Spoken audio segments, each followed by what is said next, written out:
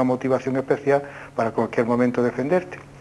Él pidió un consejo familiar, la familia dijeron que no se afiliara a UGT porque era un sindicato marxista, y él decidió afiliarse y se afilió. Yo tengo el carnet, un carnet con su sello y todo, y se afilió a UGT. Y pasó una guerra no feliz, porque durante la guerra no se pasa feliz, pero fue intocable. Y creo que fue en junio del 88, 87, un año antes de morir, me dijo: Santiago, tome usted este carnet, que lo he conservado siempre, porque sé que si lo dejo mi familia lo va a tirar, lo va a romper, y lo conservo como cosa excepcional, que un noble, el conde de la Quintería, afiliado a un sindicato. Es que es una cosa chocante y curiosa, y efectivamente es un documento histórico. Es un documento histórico y está bien, y él se lo sospechaba, y por eso se lo da a Santiago que lo conserve. Lo hubieran destruido, y es una cosa que tiene un valor histórico como documento. Y sobre lo de los papeles amarillos, sobre la obra de teatro de Pedro Manuel de Acuña, pues la loa a la Virgen de la Cabeza, pues fue una pequeña obra de teatro en poema que escribió Pedro Manuel de Acuña, se le asigna la autoría, y se representó varias veces en su casa, que la tenía en la Corredera Campuchino, era muy grande, e incluso tenía un pequeño salón que parecía donde había muchas tertulias literarias e incluso representaciones de obras de teatro. Y esta obra, en la coronación de la Virgen de la Cabeza en 1909, incluso se llegó a representar ahí en las Trinitarias 2 veces. Pero el original se lo dieron, como estaba emparentado precisamente con la familia de los condes de la Quintería, su hija pues fue quien les dio a Rafael Pérez Vargas, y creo que fue el anterior conde de la Quintería, les dio el manuscrito de la obra, diciendo: toma, para vosotros, tiene incluso una dedicatoria, que la obra es mía, pero como en aquellos tiempos una obra de teatro, cualquier cosa, una mujer era muy difícil que fuera admitida, entonces con el renombre intelectual y político de su padre, pues la obra se llevó hacia adelante. Y el conde de la Quintería pues me los dio, que yo a su vez se la entregué a la Casa de la Cultura, y es una obrita muy bonita que creo que debiera representarse, porque tiene valores estéticos muy bonitos, como representación teatral de pequeña creación.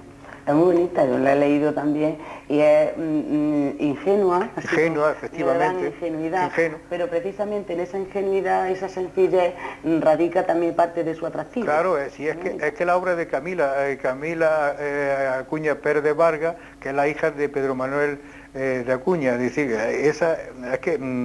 si se lee alguno de los trabajos de Pedro Manuel de Acuña, pues resulta de que esa sencillez, esa infantilidad del diálogo, eso no tiene que ser de una persona, de una niña, una niña mujer que tenía unos 20 años, pero esa joven, efectivamente. Mujer, sí, yo apostaría a que es verdad que la autora es la hija, es Camila, pues por eso, más o menos por el estilo que tiene. Es una obrita muy bonita. Está el pastor Juan de Rivas, un ermitaño, 2 pastores, la Virgen es una Virgen niña, además la Virgen que se aparece es una niña, y entre otras cosas en 1909, cuando la coronación pues se representa entre otras ocasiones, y además de allí en su casa, aparte de los juegos florales. Efectivamente. Además, el conde de la Quintería para mí hubo una relación personal muy grande. Yo le debo a él mucha información, porque documentalmente hay cosas que no quedan, como fue los teatros. Yo tengo un trabajo sobre los teatros en Andújar en el siglo XIX y a principios del XX, y está hecho con toda la información dada de cada uno de los teatros del Olimpo, del Principal, del Verano, dando, pues gracias a él, incluso trabajos como sobre el escudo de Andújar o también las calles. Él me dio una cantidad de datos. Colaboró enorme, dice, tenía 90 y tantos años, pero una memoria prodigiosa. Se repetía, algunas veces me daba palizas, pero yo le temía cuando decía: Santiago, ¿por qué no se viene con su cuaderno de campo? Dice su cuaderno de campo, un cuaderno que yo llevaba donde apuntaba las cosas, y lo apuntaba, y alguna vez hacía como es que escribía, porque eso me lo había dicho el día anterior. Qué gracia. Pues aquí tenemos un libro muy hermoso, Juan Carlos, un rey para la humanidad. En este libro también colabora y participa Santiago de Córdoba. Ahora explicamos en qué consiste su trabajo. 1100 años de historia a través de 54 firmas reales. Efectivamente. Lo que comentan, ¿no? Un poquillo Sí. de esto. Pues en el año 88, cuando el rey Juan Carlos cumplía 50 años, la editorial Andaluza Reunida me pidió pues una colaboración de 2 páginas, como lo había solicitado a muchas personas. Y yo aporté pues 1200 años de firmas de todos los reyes, de todas las firmas reales desde el año 700 y pico, desde el periodo árabe hasta nuestros días. Precisamente el rey Juan Carlos me envió un facsímil de su firma, que es el que aparece en el libro. Y el libro tiene una pequeña anécdota, porque me dijeron que además de esa aportación histórica o documental, pues escribieron unas palabras para felicitar al rey. Yo le escribí unas breves palabras muy pequeñas, y me acuerdo que puse: nunca un rey no tuvo como rey al mejor republicano. Y dice, ahí es un juego de palabras. Y me llamó la editorial diciendo: Santiago, ¿no te parece esto que va a ser mucho? En definitiva tuvo que cambiarle, y hice ahí una especie de juego de palabras con lo de Ramón, ¿cómo se llama? Yo puse lo siguiente: el que estudia las cosas de ahora y las antiguas conoce que difícilmente se puede vivir moralmente en el mundo político y actuar en él con eficacia en la ley moral. Como su majestad vive, por ello quiero pensar alto y sentir hondo a felicitaros con los versos del poeta: no le toque ya más que así la rosa.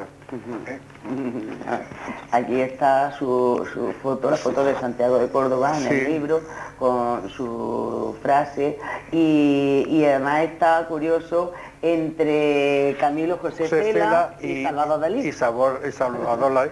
Sí, ahí está incluido entre los Santiago. dos, con la fotografía. Además fue una obra en que participaron 40 y tantos jefes de Estado, varios premios Nobel, es decir, todas las personalidades de la política, de la cultura, y yo pues tuve esa suerte de participar, a pesar de que... Suerte no, ese mérito. No, a pesar de que yo no soy muy monárquico, pero en fin, yo creo que el rey en la transición hizo una acción digna de remarcar, y por eso participé. Eso te iba a decir, iba a decirte, tú eres más republicano que monárquico. No, me lo han reprochado, y de ahí que quería justificar con esa frase: nunca un rey no tuvo como rey al mejor republicano, y quiso justificarme, pero la editorial no lo permitió. Bueno, aquí tenemos del periodo árabe firmas de los reyes desde 800, desde el año 800 y pico, 889, hasta nuestros días. Sí, Juan Carlos. Periodo árabe, periodo cristiano, de la Casa de Austria y de la Casa de Borbón, y ya pues la última, la de sí, fue Carlos I. la firma que me lo envió el rey para que se incluyera dentro de esas firmas. Es curioso, ¿eh? Bueno, de todo este trabajo y de lo de la felicitación del rey, hay un comentario interesante de Pablo Utrera sobre eso también. Y los reyes de los que coge la firma, Santiago y que nos transmite aquí, son reyes cristianos todos. Sí, son reyes cristianos. Del periodo árabe. Sí, sí, efectivamente, son reyes periodo cristiano. Además son firmas que son auténticas obras de arte naif. También hay el periodo de sello rodado, pero que es muy interesante. Son firmas preciosas. Algunas curiosas, Una auténtica maravilla. Sí, verdad. Algunas que son pues como con florituras y sus dibujitos y como tú dices, como naif. Y estas que dices de escudo, el sello rodado, efectivamente. El sello rodado son estas que con los redondeles estos de efectivamente, sello real. Qué curioso. Es que es muy interesante, es que me da una lástima. Veis pasando por los temas así tan rápido y tan superficialmente, porque cada uno de estos trabajos, de estos temas, nos servirían para la historia en general y la de Andalucía y la de Andújar en particular, conocerla muchísimo mejor, pues para que nos detuviéramos a hablar un poco más de ese tema. Qué lástima. Bueno, pues de la página web ya hemos comentado, pues eso ya lo pasamos más rápido. Y hay aquí un trabajo que incluye en un libro de Rafael Casuso, como prólogo, Andújar 1900-1950, aspectos económicos, sociales y políticos, hasta ya al final en que habla de la normalización. Él da pues datos sobre economía, agricultura e industria, la nobleza del pueblo. Coméntanos un poquillo de tema de este trabajo. El trabajo es el trabajo de fin de carrera de Rafael Casuso sobre la arquitectura contemporánea en Andújar del 1920 al 1950. Pues la Casa de la Cultura del Ayuntamiento de Andújar le publicó el trabajo y Rafael me pidió de que le prologara el libro, le hice el prólogo y al mismo tiempo también el epílogo de unas 50 páginas describiendo desde el 1900 al 1950 cuáles eran las circunstancias sociales, políticas y económicas de Andújar en que se había introducido esas diferentes variantes de la arquitectura en Andújar. Sobre Andújar no se ha escrito todavía un trabajo continuado, es decir, conciso, en donde varios investigadores se reúnen, y aquí simplemente en 40 páginas pues se hace una descripción de todos los aspectos, pero no de una forma descriptiva. Si ves, yo siempre que busco un análisis económico, social y político, pues busco también aquella materia que lo respalde, pues como puede ser a un nivel de cuál era la tasa de natalidad, de analfabetismo, la economía, cómo estaba repartida con sus nombres concretos, o también cómo se encontraba estructurada la sociedad en Andújar a través de los diferentes parroquias. En fin, se dan puntos clave en que a través del mismo, en 50 años se puede leer qué era Andújar. Se trata todos los periodos de la guerra civil, la posguerra y la República, en fin, se dan los datos esenciales para tener una visión general de ese periodo. Es verdad. Si es que por eso digo que cada uno de los temas que estamos diciendo por encima de lo que trata, o cada uno de sus trabajos, tendríamos que hacerle un monográfico para que nos explicara todo lo que pone, porque además es que es verdad, Santiago es riguroso.